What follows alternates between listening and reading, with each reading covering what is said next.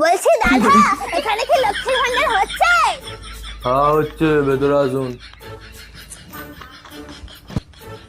হ্যাঁ, তা বয়স কত আছে? কেন, আমাকে দেখে বয়স বোঝা যাচ্ছে না? ওরম ভাবে হয় নাকি? দেখি আধার কার্ড বার করুন দেখি। আসলে না, আমি আধার কার্ড নিয়ে বাইরে কোথাও যাই না, কারণ ছবিটা কিরকম পেছনের মতো এসছে, তাই আধার কার্ড আনিনি। তো ভোটার কার্ড দেখি।